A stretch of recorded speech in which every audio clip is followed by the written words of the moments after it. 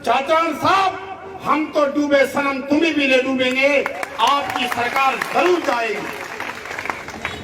और जिस सरकार में आप जैसे अहंकारी नेता हो, जिस सरकार में तुझ और तेरे जैसे नगर पालिका जैसे चेयरमैन जैसे दलाल लोग बैठे हो, मैं कहता हूं सरकार को सरकार करने का हक नहीं है। कि हमने कांग्रेस के एमएलए ने, कांग्रेस के नगर पालिका चेयरमैन ने हमारे साथ ये किया है। हम पूरे भाइयों से, पूरे भारतवर्ष के लोगों से अपील करते हैं कि कांग्रेस को वोट मत दो।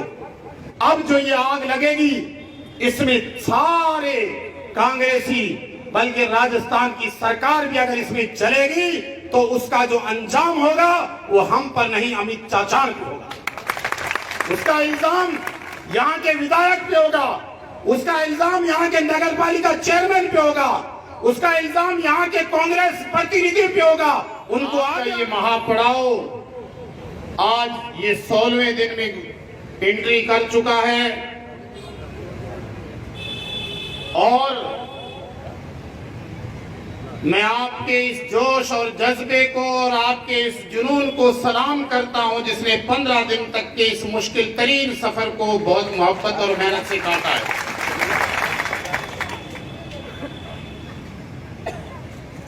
जब शुरू हुआ, मुझे याद है वो दिन, लोग कह रहे थे कि क्या होगा इनसे, ये चंद लोग हैं गिने चुने। लेकिन मैं ये आपसे कहना चाहूंगा, उलमाए किराम की मौजूदगी में कुरान कहता है, कम मिन फियतिन कलीलतिन गलबत फियतिन कसीरतन बिइज़्निल्लाह। अल्लाह ने कमियत पर, तादाद पर, ज्यादती और कसरत पर फैसले नहीं किए। अल्लाह ने हमेशा दिलों पर फैसले किए हैं। आपके दिल में अगर यकीन और ईमान मजबूत है तो सहाबाए किराम की वो यादगार जमात जिसने 313 की तादाद में आलमे कुफ्र को ललकारा था और पूरी दुनिया को चैलेंज किया था, मात्र 313 थे।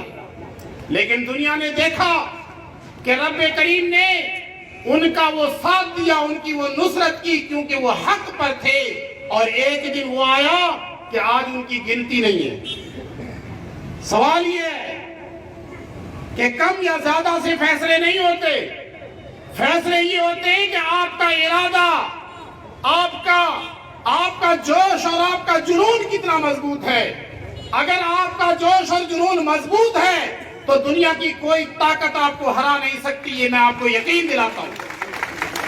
जंग आजादी की तारीख पढ़िए आप। इस मुल्क को आजाद कराने के लिए चंद लोग खड़े हुए थे। कुछ ही लोगों ने जंग में बगावत का ऐलान किया था, लेकिन अंग्रेजों की बहुत सारी फौज की फौज, वो अंग्रेज जिसकी हुकूमत का सूरज गुरूब नहीं होता था, एक दिन वो आया कि उस काले गोरे अंग्रेज को इस देश से छोड़ करके भागना पड़ा। ये फैसला उनके आज़म से, उनकी हिम्मत से, उनके हौसले से हुआ।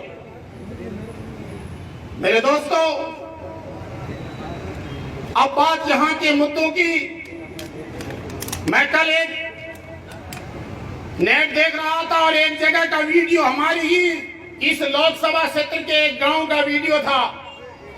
वहां कुछ समाज के लोग अपनी मांगों को लेकर के प्रदर्शन कर रहे थे, एक रैली निकाल रहे थे और वो रैली शहर के बीच से होकर के निकलती है, जहां जाना था वहां पहुंचती है।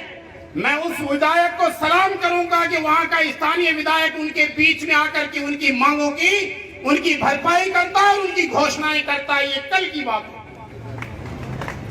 सरदार शहर के अंदर दलित आंदोलन था, दलित समाज ने आंदोलन निकाला और वहां का स्थानीय विधायक बीच में आकर के उनकी मांगों को पूरा करने की घोषणाएं करता है। मैं कहना चाहता हूं यहाँ के मटोरिया साहब, यहाँ के चाचान साहब से, यहाँ के विधायक से, अगर इस जनता ने तुझे और तेरी पार्टी को वोट दे करके इस सत्ता में बिठाया है, अगर तुझ में थोड़ी भी अकल होती तो इन लोगों के बीच में आकर के आज तक अपनी माफी साफी कर लेता, इनके मुद्दों को हल करता। और तुझे मालूम है कि जाट और गहरे जाट की राजनीति का ये पत्रा पुराना हो चुका है, आप तेरी विदाई तय हो चुकी है। हम ये नहीं कहते कि हमने किसी सरकार के लिए या किसी के कहने कहने पर किसी नेता के लिए ये आंदोलन छेड़ा है। मैं कहता हूं राजगढ़ इस आपकी नौर की जनता को साक्षी बना करके क्या अगर ये अमन और इंसाफ और मुस्लिम महासभा के लोगों की ये 27 सूत्री मांगे गलत है तो आप हाथ खड़े करके कहो ये गलत है, मैं आज ही धरना उठवाता हूं। नहीं है ना गलत? जब ये 27 सूत्री मांगे सही है तो ईमानदारी से हाथ खड़े करके कहो कि इस सरकार को चुकाना है। ये मांगे दुरुस्त है और यहाँ के उलमा की, यहाँ के लोकल लोगों की, बड़े बड़े बॉसेस लोगों की ये हिमायत हासिल है तो फिर चाचा साहब हम तो डूबे सनम, तुम्हें भी ले डूबेंगे, आपकी सरकार जरूर जाएगी। और जिस सरकार में आप जैसे अहंकारी नेता हो, जिस सरकार में तुझ और तेरे जैसे नगर पालिका जैसे चेयरमैन जैसे दल्लाल लोग बैठे हो, मैं कहता हूं सरकार को सरकार करने का हक नहीं है, उसे मुस्तफी हो जाना चाहिए। अब बात यहाँ की मदरसों की, यहाँ के पट्टों की, यहाँ की तमाम जन समस्याओं की, मैं ये कहता हूं जब ये बातें नेट पे जाती हैं, पिछली बार मैंने बात की बड़ी कड़वी बातें हो गई, लेकिन दोस्तों जब इंसान के दिल को दुख पहुंचता है, जब दर्द पहुंचता है, तब उसे मालूम है कि उसे दर्द किसको कहते हैं। आज जिन लोगों के काम नहीं हुए वो यहाँ धरने में इस गर्मी में बैठे और जिनके काम हो रहे हैं वो ऐसी मिस हो रहे हैं। साहब हमारे जो विधायक बहुत अच्छे, आज ये जो है ना लगेगी आग तो आएंगे घर कई जग में, यहाँ सिर्फ हमारा ही मकान थोड़ी है। अब जो ये आग लगेगी इसमें सारे कांग्रेसी, बल्कि राजस्थान की सरकार भी अगर इसमें चलेगी तो उसका जो अंजाम होगा वो हम पर नहीं अमित चाचा पे होगा। उसका इल्जाम यहाँ के विधायक पे होगा, उसका इल्जाम यहाँ के नगर पालिका चेयरमैन पे होगा, उसका इल्जाम यहाँ के कांग्रेस प्रतिनिधि पे होगा। उनको आगे आना चाहिए और मुस्लिम समाज के मुद्दों को हल करना चाहिए। इसलिए मेरे दोस्तों मैं आज के इस धरने से पहले भी मैंने कहा था, जब तक अभी हरीश चकारा जी आपको एक बात कह के गए, मैं सलाम करता हूं उस कौम को जो अपनी एकता और अखंडता पे यकीन रखती है। उसने कहा कि एक एक आदमी अपने परिवार से 10-10 आदमी बुलाए और इस पूरे नहर को जाम कर दो, फिर देखते हैं कौन सी ताकत हमारे सामने टिकती है।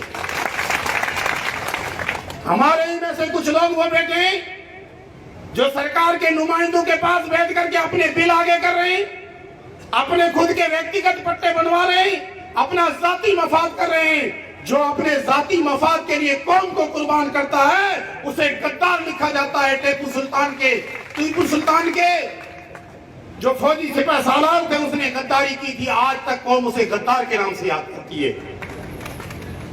तो मेरे दोस्तों अब इस लड़ाई को, अगर आपको इस लड़ाई को अंतिम अंजाम तक पहुंचाना है और इसको लड़ना है तो आप अपने एक एक परिवार के एक एक बच्चे तक ये बात पहुंचाओ कि हम कांग्रेस का बिल्कुल बाइकाट करेंगे।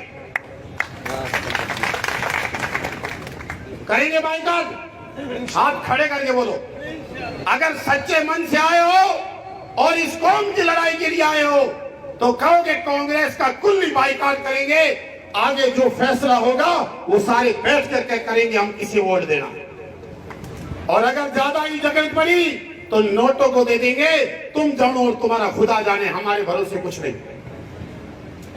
इसलिए मेरे दोस्तों ये जमहूरियत है, ये सेकुलरिज्म है। इस जमहूरियत के अंदर आप परिवार में कितने ताकतवर ये नहीं देखा जाता। इस जमहूरियत में ये देखा जाता है कि आपके वोट कहां पड़ते हैं और किसको पड़ते हैं। और जमहूरियत में राजा वोट से चेंज होता है। आप इस कांग्रेस के भ्रष्ट सरकार को, इस कांग्रेस की मुस्लिम विरोधी सरकार को सबक सिखाने के लिए एक संकल्प लेके जाइए और आने वाले दिनों में इससे ज्यादा इस आंदोलन को पूरे राजस्थान तक फैलाने के लिए और गांव-गांव, ढाणी-ढाणी तक जाने के लिए अपना आज़म करके जाइए। इसलिए मेरे दोस्तों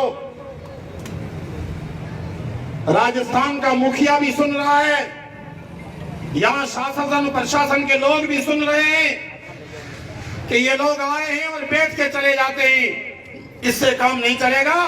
अब आप नौर से लेकर के चूरू लोकसभा और पूरे राजस्थान के गांव-गांव और ढाणी-ढाणी तक जाइए और उनको ये कहिए कि हमने कांग्रेस के एमएलए ने, कांग्रेस के नगर पालिका चेयरमैन ने हमारे साथ ये किया है। हम पूरे भाइयों से, पूरे भारतवर्ष के लोगों से अपील करते हैं कि कांग्रेस को वोट मत दो।